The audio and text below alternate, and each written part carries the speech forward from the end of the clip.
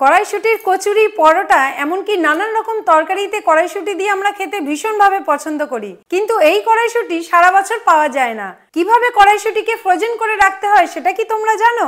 তো চলো আজকের এই ভিডিওতে তোমাদেরকে আমি সেই ট্রিকটাই দেখাবো। এবার এই কড়াইশুঁটিগুলোকে প্রথমে আমি ছাড়িয়ে নেব। এবার এই কড়াইশুঁটিগুলোকে স্টোর করে রাখার জন্য লাগবে এরকম জিপলক প্লাস্টিক, আর এর মধ্যে কিছু কড়াইশুঁটি ঢুকিয়ে দেব। এই কড়াইশুঁটিগুলোকে প্লাস্টিকের ভেতরে এয়ারটাইট করে রাখার জন্য এখানে নিয়ে নিয়েছি এক বাটি জল। অর্ধেকটা বন্ধ করেছি আর এইটুকুই আমি খোলা রেখে দিয়েছি। এবার এই প্লাস্টিকটাকে আমি জলের মধ্যে ডুবিয়ে দেব। এবার আমি বাকি যে খোলা জিপলকটা রয়েছে সেটাকে বন্ধ করে দেব। এবার দেখো প্লাস্টিকটা পুরোপুরি এয়ারটাইট হয়ে গেছে, এর ভেতরে আর কোনো রকম কোনো হাওয়া নেই।